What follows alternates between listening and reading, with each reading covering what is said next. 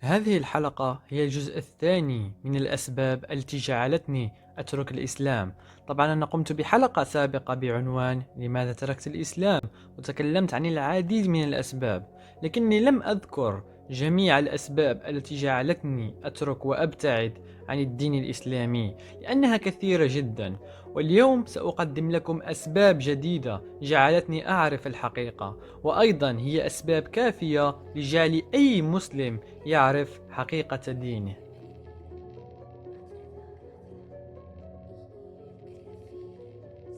طبعا سوف تفاجأ يا عزيزي المسلم إذا أخبرتك أن كتابك مليء بالتناقضات، وستقول لي أتحداك أن تريني تناقض واحد في القرآن. طبعا هذا الفكر هو نتيجة تقديسك الأعمى لهذا الكتاب، وأنا لن أريك تناقض واحد بل سأريك أكثر وأكثر. سأبدأ معكم بأول تناقض والذي اكتشفته أنا شخصيا في القرآن، وهو تناقض يتعلق بمسألة الشرك بالله. وطبعا جميعنا نعرف أن أكبر الذنوب والمعاصي التي يمكن أن يرتكبها الإنسان هي الشرك بالله، وقد أكد ذلك الرسول في الأحاديث، وأكدها أيضا القرآن عندما قال إن الله لا يغفر أن يشرك به، جملة واضحة وصريحة، ويغفر ما دون ذلك لمن يشاء، أي الذنوب من غير الشرك يغفرها لمن يشاء. ومن يشرك بالله فقد افترى إثما عظيما. إذا جميل، أصبحنا على يقين أن الله لا يغفر الشرك.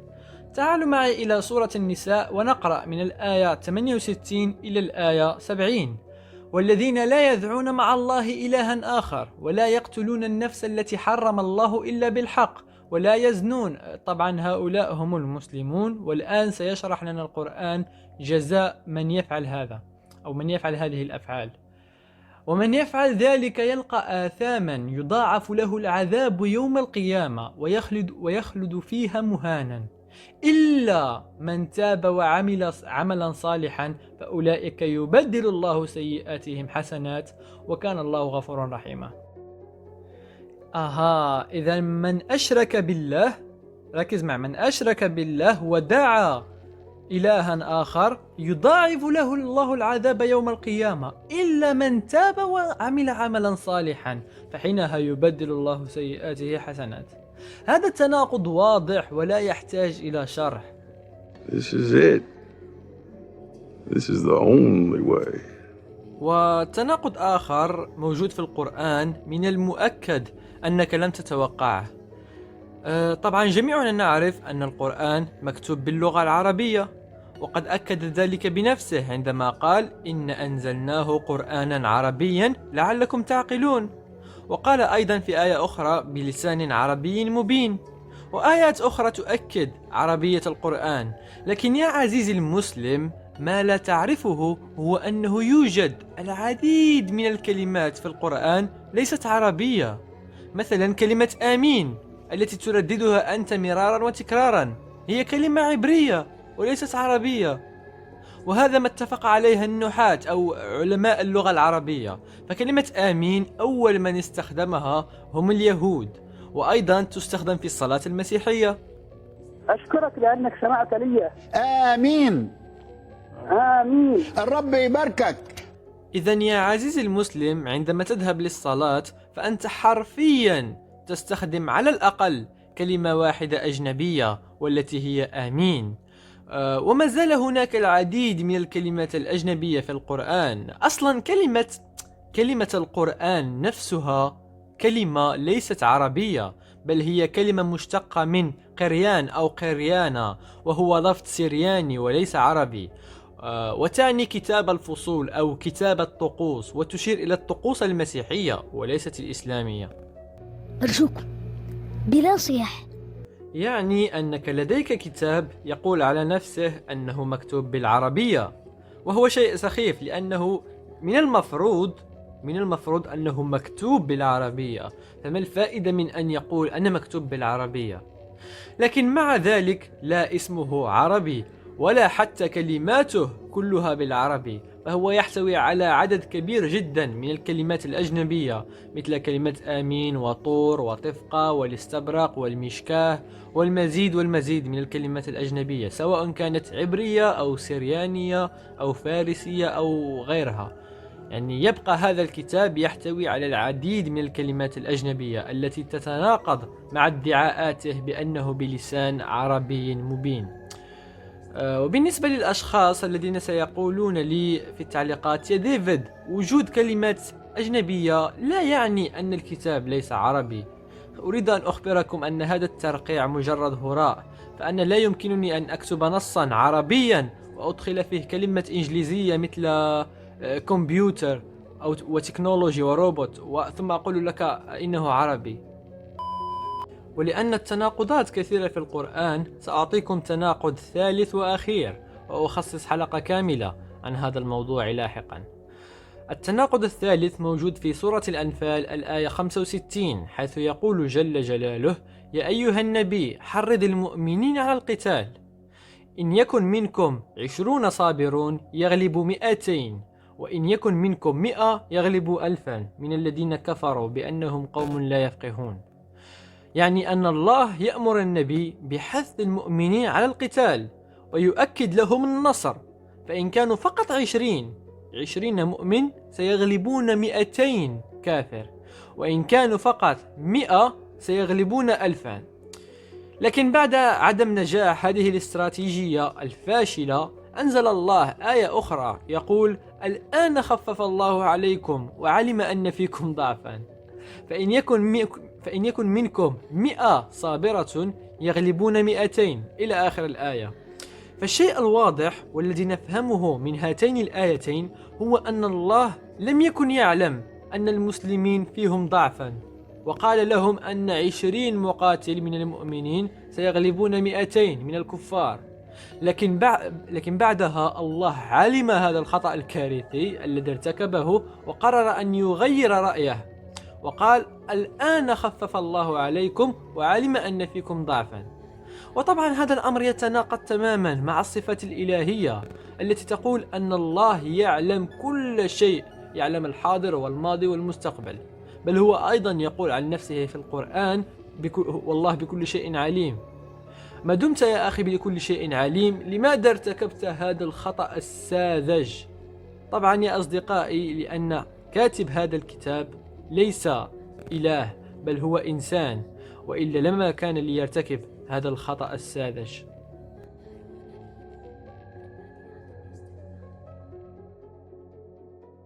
دائما ما نسمع في المنابر الإعلامية ومن المسلمين أن الإسلام هو دين سلام وليس دين العنف، وأن الإرهاب ليس له دين. وفعلا الإرهاب ليس له دين، فقد تجد شخص غير متدين بل وملحد وارتكب أفعال إرهابية، لكن عندما يصبح هناك دين أو إيديولوجيا تشجع على الإرهاب، فحينها أنت في ورطة كبيرة. وهذا ما ينطبق على الإسلام، فالإسلام يعلمك الكراهية منذ الصغر، وهذه أول خطوة في طريق الإرهاب، لأنك لا يمكن أن تصنع إرهابي بين ليلة وضحاها، بل لكي تصنع إرهابي تحتاج إلى وقت طويل. فالإسلام أولا يعلمك كراهية الغير مسلمين. جاءت آيات كثيرة في كتاب الله تبارك وتعالى بسبهم ولعنهم وإهانتهم بالنسبة لليهود والنصارى وغيرهم من الكفار من باب أولى. ويقول لك أن المشركين هم نجس وأنهم لا يغتسلون أو لا يتطهرون، وهذه الجملة شائعة في المجتمع الإسلامي، ولا تقل لي أنك لم تسمع بها. لكن الله لا قال: إنما المشركون نجس، هم أصولهم نجس، لا يتطهرون، وأنهم يحاربون الإسلام. إنما جزاء الذين يحاربون الله ورسوله ويسعون في الأرض فسادا الحكم أن يقتلوا أو يصلبوا أو تقطع أيديهم وأرجلهم من خلاف، أي تقطع اليد من جانب والرجل من جانب آخر. وأن دم المسلم أفضل من دم الكافر، أو بصريح العبارة حياة المسلم أحسن من حياة الكافر. يعني إذا كنت مسلم وقتلت كافر فلا شيء عليك. لأن الرسول هو الذي قال لا يقتل مسلم بكاف، صح؟ من شروط وجوب القصاص المكافأة بين القاتل والقتيل، فإن كان القتيل غير مسلم فلا يقتل به المسلم. أصلا الإسلام يعلمك أن هؤلاء الكفار لن يرضوا عنك أبدا إلا إذا اتبعتهم. ولن ترضى عنك اليهود ولا النصارى حتى تتبع ملتهم. هذه العنصرية والكراهية التي يعلمك إياها الإسلام منذ الصغر تلعب دورا كبيرا في جعل الشخص إرهابي، فأنت هنا نجحت في تعليمه أول خطوة في طريق الإرهاب، وهي كراهية الآخرين. فالخطوة التالية هي أن تقنعه بأن قتل هؤلاء الكفار والمشركين ليس بالشيء السيء، بل هو شيء جيد وسيكافئك الله عليه. وبماذا يذكركم هذا؟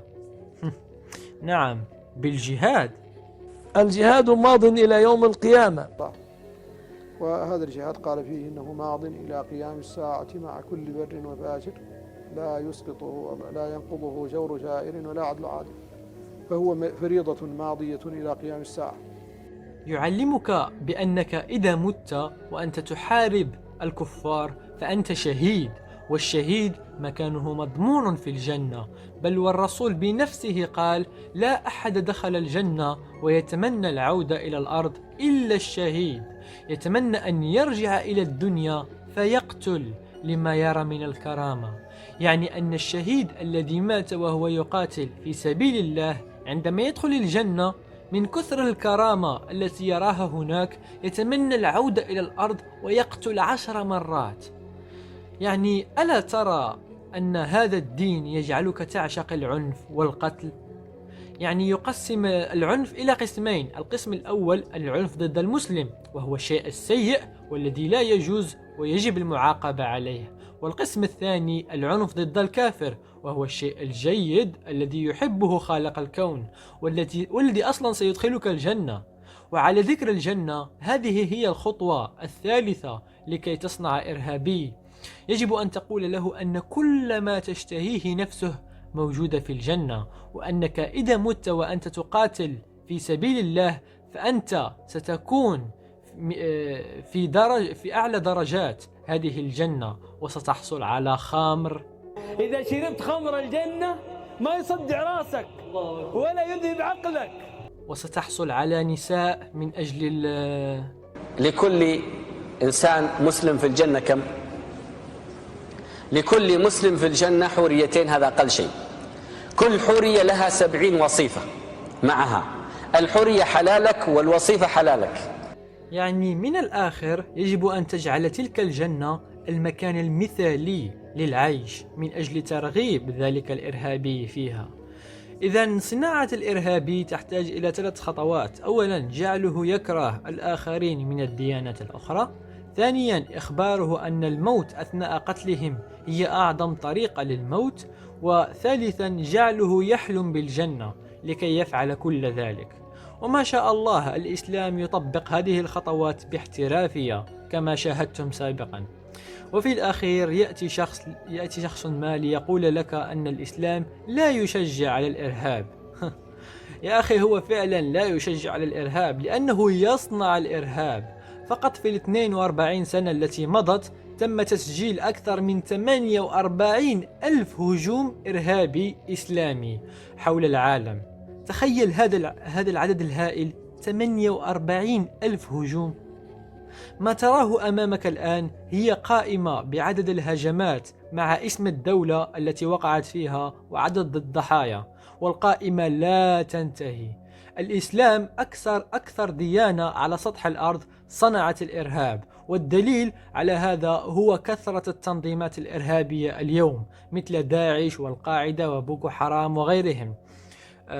وإذا كنت ستقول لي أن داعش وبقية الجماعات الإرهابية ليسوا مسلمين ولا يمثلون الإسلام، سأقول لك وببساطة يا صديقي: لماذا لا يكفرهم المسلمين؟ شيوخ الإسلام اليوم يرفضون تكفير داعش ويعتبرونهم مسلمين، بما في ذلك الأزهر في مصر. الأزهر الشريف رفض تكفير داعش، رفض تكفير داعش. يعني إذا مسلم ترك الإسلام يجب قتله لأنه ينشر الفتنة والكفر، وإذا مسلم قتل واغتصب باسم الدين لا يكون كافر. فعلا دين العنف والإرهاب والعنصرية أيضا. ربما سيسألني مسلم الآن ويقول لا يمكن أن يكون الإسلام هكذا، فالرسول بنفسه كان إنسان متسامح ومسالم ولا يؤذي أحد. أكيد داعش والجماعات الإرهابية الأخرى لديهم فكر خاطئ عن الإسلام. يا صديقي، رسولك قتل امرأة فقط لأنها كانت تنتقده وتسخر منه. نعم، فقد كانت هناك امرأة تدعى عصماء بنت مروان، وهي شاعرة عربية من المدينة. فبعد انتصار محمد في غزوة بدر قتل العديد من المقربين إليها، فهي لم ترد على محمد بالقتل، لا، بل ردت عليه بالقلم. ويبدو أن محمد لم يعجبه ذلك، فسأل صحابته وقال: من سيخلصني منها؟ أي من سيقتلها؟ فاستجاب إليه عمير بن أبي الخاطمي ونفذ أوامر الرسول، وتسلل إلى بيتها وغرز سيفا في صدرها أمام أبنائها، ثم أقبل إليها وبرك عليها وطعنها حتى ماتت بين يديه. نعم، هذه هي رحمة خير المرسلين، يقتل كل من ينتقده ويشكك في كلامه. وهذا يذكرني في الحكام الدكتاتوريين في عصرنا. فداعش اليوم تفعل حرفيا ما كان يفعل محمد وصحابته قبل 1400 سنة. قتل الكفار واغتصاب النساء، هذه كانت هواية الرسول والصحابة. سرقة الذهب ونهب السيارات والشاحنات عادي، ما هو الرسول كان يأمر بقطع الطريق على القوافل التجارية ونهبها. أتحداك أن تعطيني شيئا واحدا تفعله داعش اليوم وهو حرام وغير جائز في الإسلام. لن تجد طبعا، لأنه وبعد كل جريمة يرتكبها مقاتلي داعش يقومون بإعطاء حديث أو آية التي تبرر تلك الجريمة، وبالتأكيد أنتم شاهدتم ذلك في العديد من مقاطعهم. If someone comes to your door, you fucking let us in. We own that fucking door. أنا كنت مع الأسف من الأشخاص الذين يعتقدون أن الإسلام هو دين سلام، بحكم أنني كنت أعيش في سلام. لكن عندما تركت الإسلام أدركت أن هذا الدين يعطي السلام فقط لقطيعه، وإذا خرجت من هذا القطيع ولم يقطع رأسك فأنت فعلا محظوظ. أما الآن فأصبحت أعي مدى وحشية هذا الدين وماذا يمكن أن يفعل في الإنسان. الإسلام ليس مجرد دين، بل هو فعلا مخدر صعب جدا جدا أن يزول مفعوله.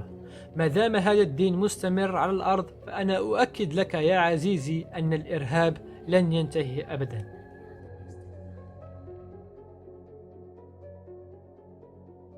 بعد 7 سنوات من هجرة الرسول محمد إلى المدينة قرر غزو خيبر، وخيبر هي مدينة كان يسكنها اليهود.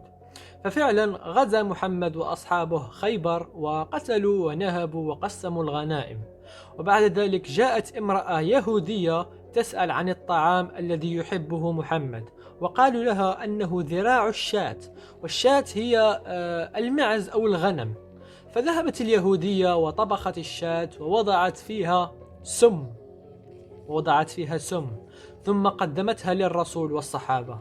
فجلس يأكل ومعه أصحابه، أكلوا جميعا وأكل النبي مرة، ثم أوحى الله إليه أن هذه الشاة مسمومة. طبعا الرواية تقول أن ذراع الشاة تكلمت وقالت للرسول أنا مسمومة. أترى هذا يا عزيزي؟ أترى هذه الذراع؟ هذه الذراع تكلمت بلسان عربي وقالت أنا مسمومة. يا للخرافة. أنطق الله تعالى الذراع وقالت يا رسول الله أنا مسمومة. ذراع نفسها ما تبغى يأكلها، تقول أنا مسمومة لا تأكلني، وأنطقها الله، فردها النبي عليه الصلاة والسلام بعدما نهش منها نهشة. وطبعا بغض النظر عن الطريقة البهلوانية، من الممكن أن يسألني كافر الآن ويقول لماذا أوحى الله لمحمد أن الشاة مسمومة بعد أن أكل منها؟ يعني كان بإمكانه أن يوحي إليه بأنها مسمومة قبل أن يأكل منها هو والصحابة. ولماذا يأكل من أكل اليهودية وهو قام بغزو مدينتها؟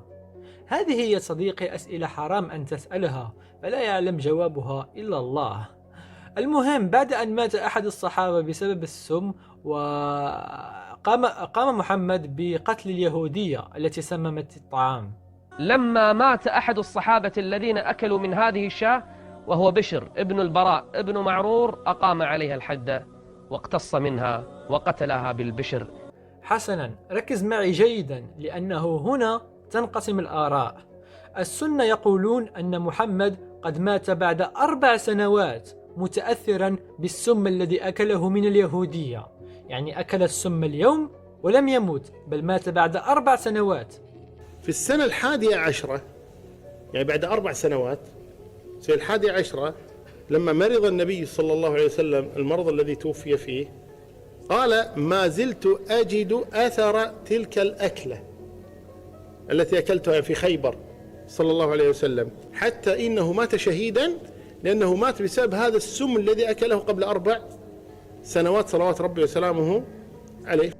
أنا أيضا كنت أظن أن هذه القصة هي القصة الحقيقية لموت الرسول، لكنها ليست كذلك، لأن جسم الإنسان لا يستطيع أن يبقى مسموما 4 سنوات، لأنه إذا كان سما قاتلا فسيقتله في غضون 1 أيام، كما مات الصحابي البشر بن البراء، أكل من نفس السم الذي أكل منه الرسول ثم مات، والرسول لم يمت.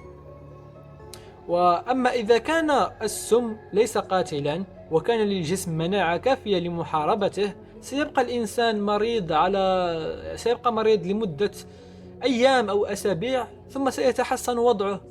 وأنت أيضا جرب اسأل أي طبيب عن المدة التي يمكن أن يبقى فيها الجسم مسموما أو تحت تأثير السم لتتأكد بنفسك. والآن لنأتي إلى رأي الشيعة في موت الرسول محمد، والذي صراحة أنا أجده منطقي أكثر من رأي السنة. الشيعة متفقون أن النبي مات بالسم، لكن ليس السم الذي أعطته اليهودية في خيبر، بل يعتقدون أن من قتل الرسول هم أقرب الناس إليه، عائشة وحفصة وأبو بكر وعمر. أبو بكر، عمر، عائشة، حفصة، هؤلاء هم الذين قتلوا النبي. كل الأدلة تدل على ذلك، وأنا سأعطيكم دليل من الأدلة على هذا الموضوع. عندما كان الرسول في آخر لحظات حياته، أي قبل أن يموت، قال: ائتوني بكتاب أكتب لكم كتابا لن تضلوا بعده أبدا، يعني أن الرسول يريد أن يكتب وصيته، لكن عمر بن الخطاب منعه من ذلك. ستسأل الآن وتقول: عمر قام بعصيان أوامر الرسول؟ نعم يا صديقي، عمر منع الرسول من أن يكتب وصيته، وقال: نحن لدينا كتاب الله فلا داعي لذلك. عند موته قبل الموت قال: ائتوني بكتاب أكتب لكم كتابا لن تضلوا بعده أبدا. سيدنا عمر ومن معه قالوا: يعني يا رسول الله حسبنا كتاب الله. يعني هو اجتهد وقال: حسبنا كتاب الله، احنا معنا كتاب الله، ما وجدنا فيه من حلال أحللناه وما وجدنا فيه من حرام حرمناه وخلاص. ما تتعبش نفسك. وحتى أن عمر قال أن الرسول أصبح يخرف، يعني يقول كلام غير منطقي بسبب اقترابه من الموت. فحتى أن سيدنا عمر قال: إن الرسول يهجر، يعني خلاص غلبه الوجع وخلاص، يعني ده ما ينفعش يكتب ولا ينفع وكده. والمصيبة لا تنتهي هنا. بعد موت الرسول، أي بعد أن توفي، هل دفن في نفس اليوم؟ لا، لم تدفن جثته إلا بعد 3 أيام، أي بعد أن تعفنت جثة الرسول وصارت تفوح منها رائحة كريهة حينها دفن. والسبب هو أن الصحابة كانوا مشغولين في قضية من سيتولى الحكم والخلافة بعد الرسول. بالنسبة للنبي عليه الصلاة والسلام، توفي يوم الاثنين ودفن يوم الأربعاء عليه الصلاة والسلام، والله عز وجل حفظه حيا وميتا. وكانت التأخير كان قدر الصحابة رضي الله عنهم وأرضاهم أنهم لا يدفنونه حتى يحسمون مسألة الخلافة، لأن هناك كان الأنصار يقولون: نحن أهل الدار، وخفي عليهم حديث النبي عليه الصلاة والسلام أن الخلافة في قريش. يعني برافو على الصحابة والمبشرون بالجنة. تركوا جثة نبيهم تتعفن وذهبوا يتجادلون حول من سيحكم. المضحك في القصة هي أن المسلمين اليوم منذ 1400 سنة إلى اليوم ما زالوا يعتقدون أن الرسول حي يرزق في قبره. يعني الرسول إلى حد الساعة لم يأكله الدود، وما زال جسده محفوظا كأنه مات بالأمس، لأن الأرض لا تأكل الأنبياء. لأن النبي صلى الله عليه وسلم قال إن الله حرم على الأرض أن تأكل أجساد الأنبياء. كأنك تشاهد مسلسل The Walking Dead. إذن يا أخي، ما دمتم واثقين جدا، لماذا لا تفتحوا قبر الرسول وتبرهنوا للعالم أن الإسلام هو دين الحق؟ حينها الجميع سيدخل في دين الله أفواجا.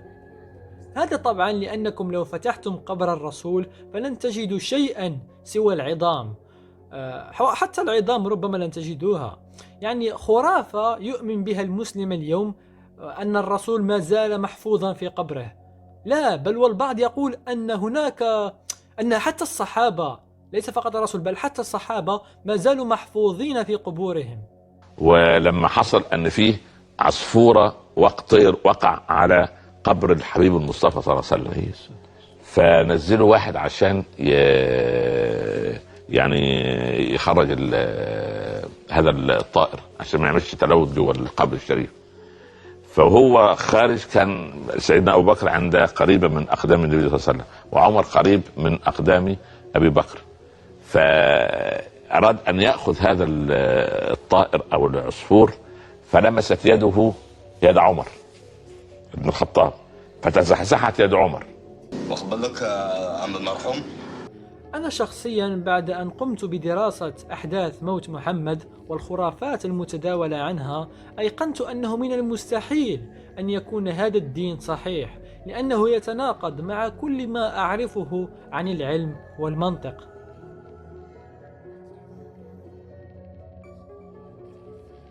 الصحابة هم أقدس الناس عند المسلمين، هم الناس الذين تعرفنا على الدين من خلالهم، ولولاهم لما كنا نعرف ماذا كان يقول الرسول. وحتى أن سب وشتم الصحابة يعتبر كفر. سب الصحابة مجملا هذا كفر. لكن مع الأسف ما لا يعرفه المسلمون اليوم هو أن هؤلاء الصحابة أغلبهم قتلة وكذابين، بل وكانوا يقتلون بعضهم البعض.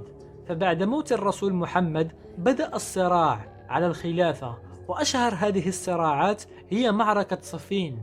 فبعد مقتل الصحابي والخليفة عثمان بن عفان على يد الثوار، جميع الأمراء المسلمين بايعوا علي بن أبي طالب ليصبح خليفتهم الجديد بعد عثمان، فبايعه الجميع إلا الصحابي معاوية بن أبي سفيان. فهنا حصل الخلاف بين الصحابة، مما أدى إلى وقوع أحد أشهر المعارك في التاريخ الإسلامي. لما وقع ما وقع بين علي رضي الله تعالى عنه وبين معاوية رضي الله تعالى عنه، علي رضي الله تعالى عنه جاء ب120 ألف مقاتل، عدد مهول، وجاء أيضا معاوية رضي الله عنه ب90 ألف مقاتل. ماذا يعني هذا يا صديقي؟ يعني أن الصحابة والمبشرون بالجنة جعلوا المسلمين يتقاتلون فيما بينهم، واستمر هذا القتال لمدة طويلة. القتال مضى عليه شهر ذو الحجة وشهر محرم كاملا، فلما بدأ شهر صفر بدأ علي رضي الله عنه يرسل كل يوم قائد على الجيش ويأمره أنه يبدأ يعني خلاص ينهي الموضوع، وكل يوم قتل. وهل تعلم كم شخص قتل في هذه المعركة؟ قتل في هذه المعركة حوالي 70 ألف مسلم من الطرفين. هل حقا تظن يا صديقي أن هؤلاء الصحابة الذين أنت اليوم تكرر رضي الله عنهم كان فعلا يهمهم الدين؟ لو كانوا فعلا يهتمون لما تسببوا في مقتل كل هؤلاء الناس من أجل مشكل حول الخلافة. وليس فقط المعارك التي كانت تحدث، بل كانت هناك اغتيالات لبعض الصحابة من قبل صحابة آخرين.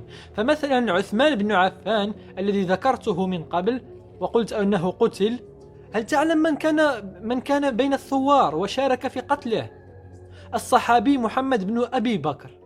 ثبت أن محمدا ابن أبي بكر رضي الله عنه شارك في أنه دل الذين تسلقوا سور بيت عثمان على الفتحة التي يدخل منها. وأيضا الصحابي سعد بن عبادة تم اغتياله من طرف عمر بن الخطاب وأبو بكر بعد أن رفض مبايعتهم، لا وبعد قتله قالوا أن الجن قتله.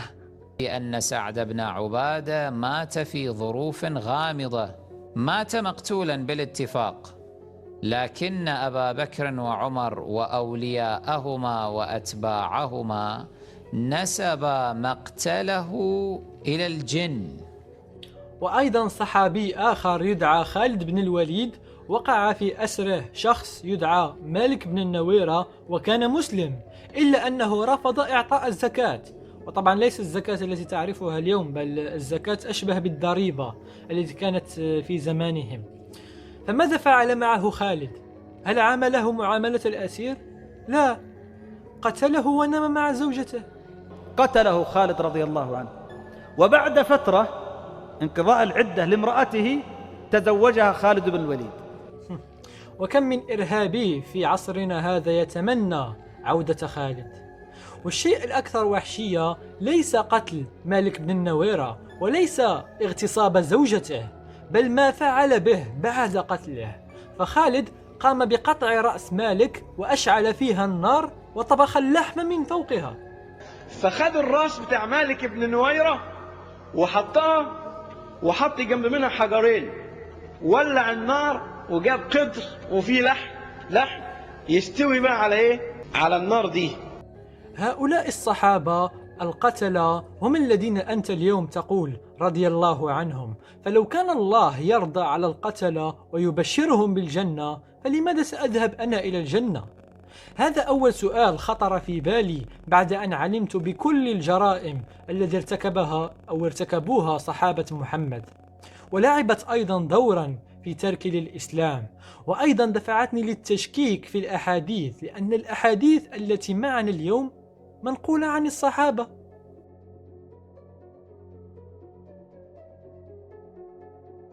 العذاب أو أسلوب الترهيب والتهديد في الإسلام أيضا لعب دورا في تركي لهذا الدين.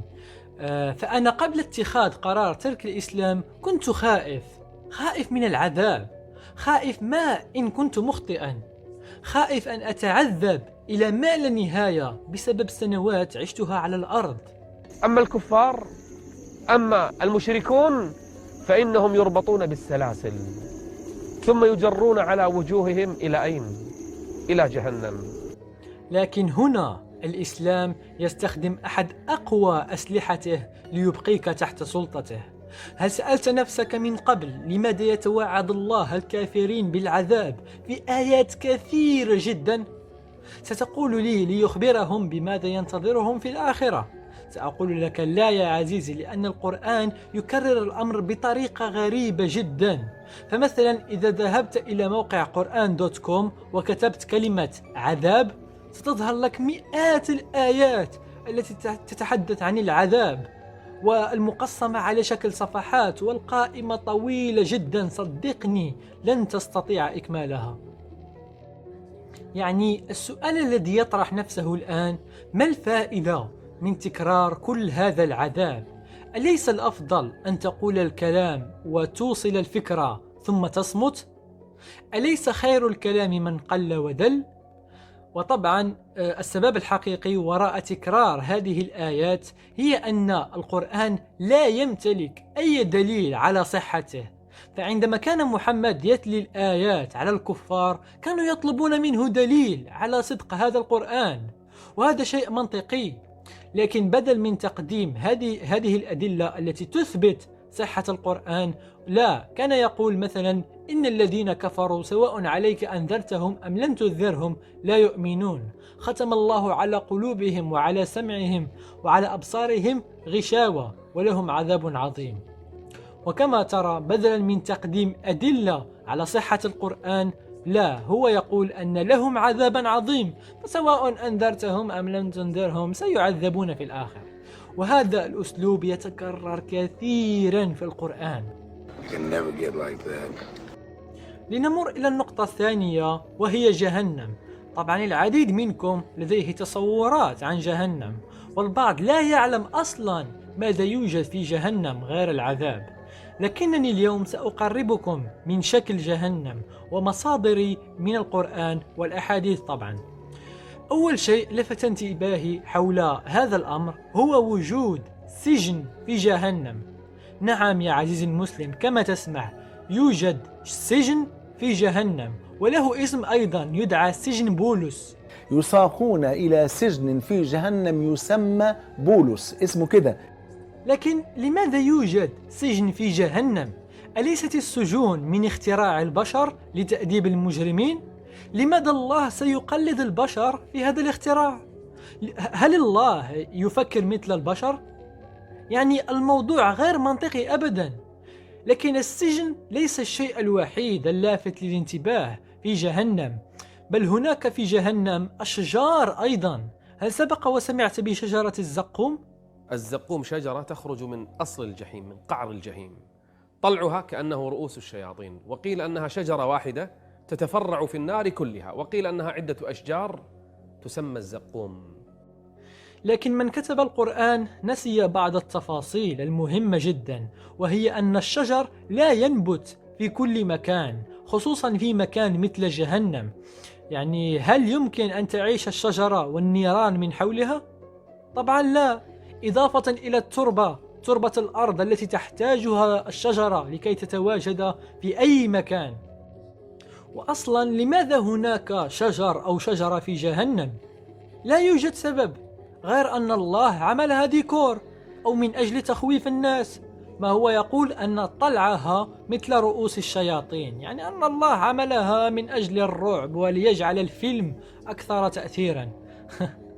هذه الأشياء تدل على بشرية تفكير هذا الإله الذي جعل من جهنم وكأنه مكان على الأرض يوجد به سجون وأشجار وأيضا لباس وسلاسل ووديان وجبال.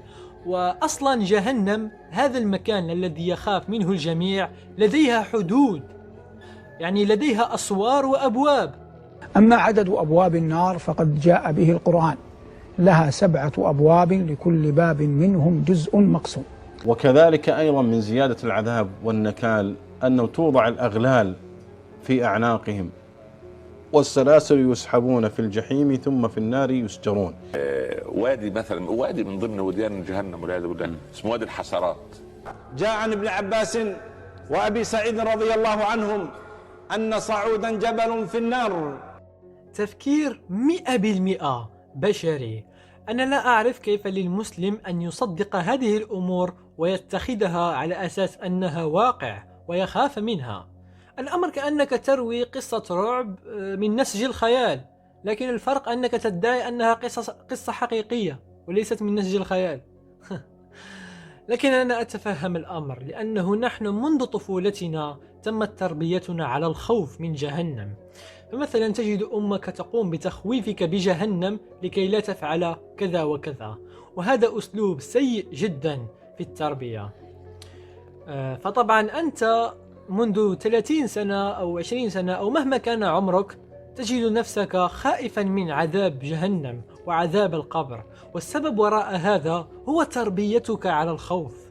وهذه الأمور صدقني ليست بالأمر السهل أن تواجهها وتتغلب عليها. أنا لم أترك الإسلام إلا بعد أن تأكدت 100% أن هذا الدين مجرد صناعة بشرية وليس صناعة إلهية.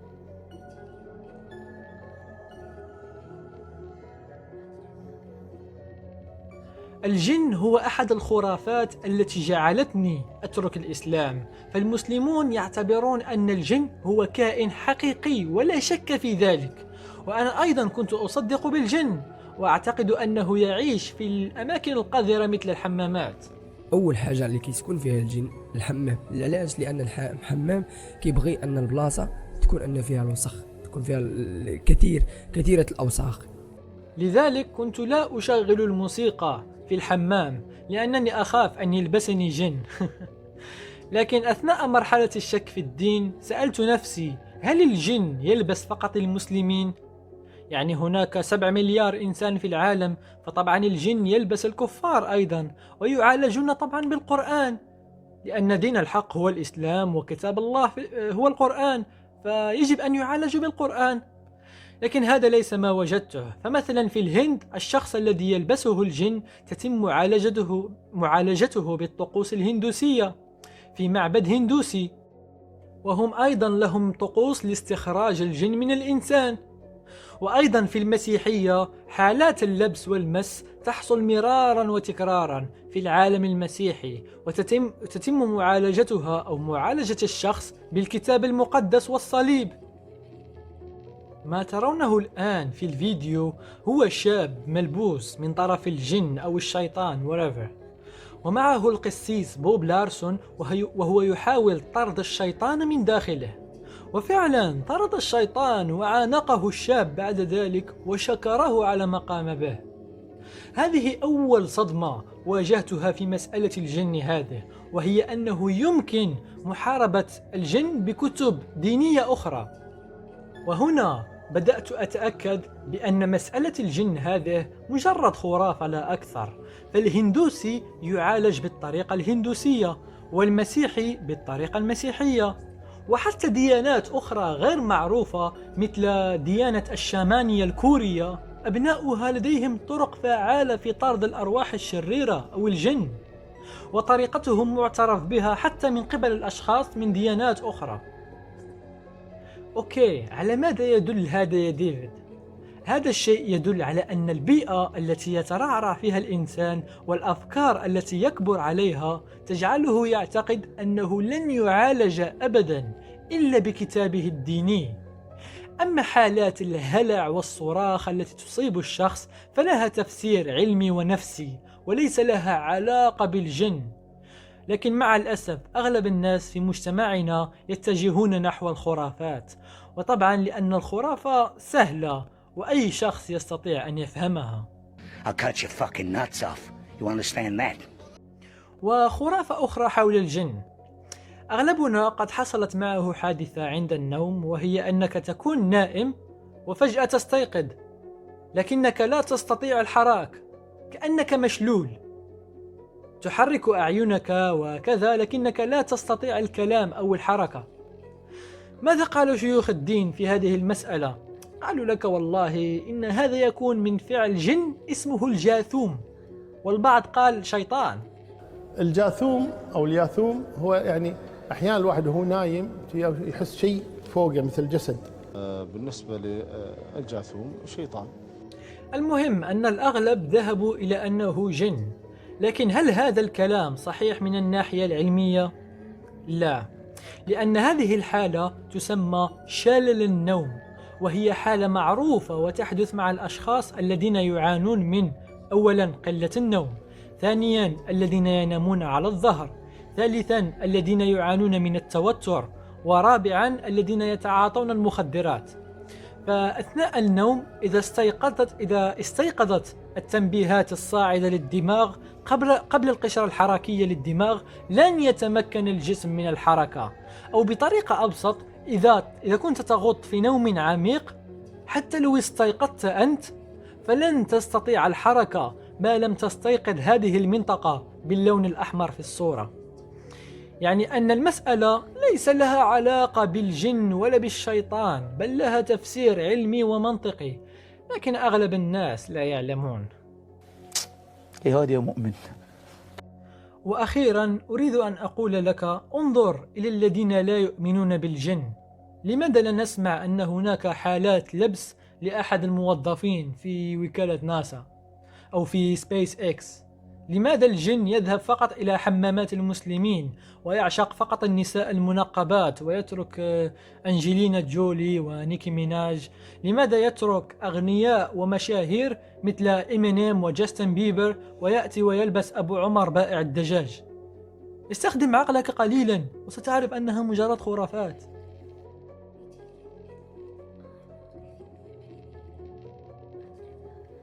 ما زالت هناك أسباب أخرى سأتكلم عنها في فيديوهات أخرى، لأنني أحاول جاهدا ألا أتأخر عليكم في النشر، وفي نفس الوقت ألا أكثر من الكلام. الخرافة ستبقى خرافة ولو آمن بها الملايين من الناس. أنا كنت مسلم وتركت الإسلام، عشت العديد من الصعوبات بسبب هذا الدين وما زلت أعيشها إلى يومنا هذا. للأسف لا تتم تربيتنا على حب المعرفة والرياضة والعلوم، لا، بل بدلا من ذلك تتم تربيتنا على الإسلام. إذا كنت تعيش في عائلة غير متدينة فأنت محظوظ جدا يا صديقي. وفي الأخير أريد أن أقول لكم شكرا على رسائلكم التي تحفزني للقيام بفيديوهات أخرى، وشكرا على مشاهدتكم لهذا الفيديو. بإمكانكم مشاهدة حلقة لماذا تركت الإسلام، الرابط في الوصف، فهي حلقة مهمة جدا وتكلمت فيها عن أسباب مهمة جدا جعلتني أترك الإسلام. كان هذا فيديو عن أسباب جعلتني أترك الإسلام، وأراكم في فيديو جديد.